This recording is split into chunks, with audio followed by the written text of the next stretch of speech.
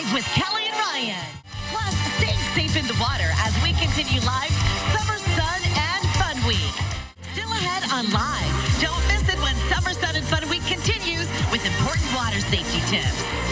Swim season is in full swing, so here with tips for keeping the kids safe is someone who qualified for the Olympic trials and now runs a swimming school. Please welcome back Jenny McCuiston. Jenny. Hi, Jenny. Hi, thanks so much for having us. All right, who's your student there? This is my son, Brody. What up, Brody? Hi, Brody. Brody, can I ask you a question? Is the pool cold? Is the pool cold? No. He said no. All right. So this is so very important for everyone watching right now, especially with kids. Where should we start with the techniques? So yes, due to restrictions brought on by COVID-19, many kids have had a bit of a gap from the pandemic and haven't been in the water, haven't been in swim lessons. And so we want to make sure that we're enrolling in swim lessons, getting back in the pool. That's really, really important. And so Brody and I are going to show you some things that you can practice at home. And the more you practice, the better. We're going to talk about some safety skills right here. And so he's going to be my example.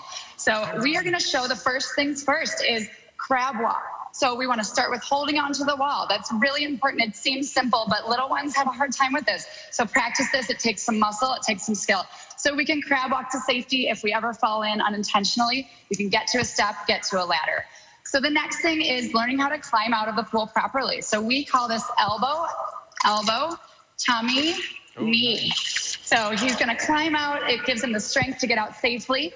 And now that he's out, we're going to talk about going underwater. So we can't swim unless we know how to get our faces wet and get wet in the water. And so we're going to talk about getting our nose wet. You can blow bubbles. You can start simple. But eventually we work into dips. This is what we call dips. It's a gradual entry into the water. You give a verbal cue. So I'm going to say, Brody, ready, go. And we're going to slip into the water and gradually go under and see what that feels like and start to get comfortable with that feeling.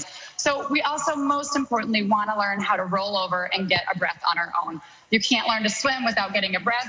And so we're going to start on our bellies like this. And I'm going to tap him on the head. He's going to roll over gently. And we want to make sure his head is back, belly up, arms wide open. And he's learning how to float on his back, get some air. And then he can rest. And he knows how to be safe in the water. It's also really important to learn about treading water. So that's an open arm motion, a frog kick. Those are really important things. You can keep your head above water, yell for help, take a rest. The kids still play sharks and minnows? Yes, of course. That's one of our favorites. Mine too. These are such important tips. We're going to have some more safety tips with Jenny and Brody. Brody, good job, buddy. We'll be right back. Stick around. We're back with Jenny and her son Brody, and they're showing us some things we need to have handy when having fun around the water. What should we keep nearby, Jenny?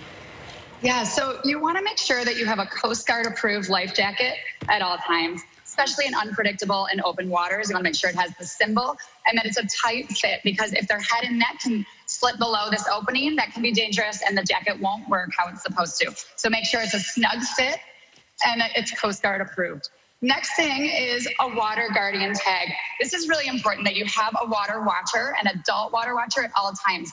This is an adult who can wear this around their neck at a pool, making sure that their sole purpose is to be watching the pool, making sure the kids are safe. There's no cell phones, there's no chit-chatting. Switch them out every 30 minutes so that they're fresh and they're alert. Next thing is throw, don't go. And so many double drownings can happen when someone sees a person struggling, they jump in after them to help, but it can actually result in a tragedy. And so we want to make sure that we're throwing something. If we see someone in trouble, we can extend out a life preserver or a noodle, anything on hand that can float, and you can pull the person that's having trouble into safety. We also want to make sure this year when you're shopping for swimsuits that you're buying bright colored suits. So you want to be able to spot children. If you're at a beach or at a pool party, you want to make sure you know where your child is at all times. It's easier to spot them in something bright and colorful. So that's really important as well. So what about homes? Should parents be thinking about ways to safety-proof the homes? Yes, absolutely. So making sure that there's a four-sided fence and pool alarms and door alarms at all times. We want all of those barriers because children can slip out at any time, and drowning, unfortunately, is a silent death. And so the more you can protect your home, the more you can protect your pool, the better. And we also want to make sure that nobody ever swims alone. Always have a buddy with you. You never want to swim alone. That goes for adults and children as well. So make sure you always have a buddy, somebody that can call for help. We should also, there are certain things we should never do, right? Never store the toys like in the body of water, right? Because kids will try to reach in and grab, won't they? Absolutely, absolutely. So that's really important. So have a bucket like this here with toys, but if it's non-swimming times, you need to store it away from the pool. You never want to store fun toys in the pool because kids are curious and they may reach in and try and grab for a toy and accidentally fall in. And so always keep pool toys in a separate area away from the pool during non-swimming times. Such important information. Thank you very much, Jenny. And Brody, good job with the demos, man. Thank you Thanks so much. Thank you very much. This morning. More info on Jenny's water safety tips are at kellyandrayan.com.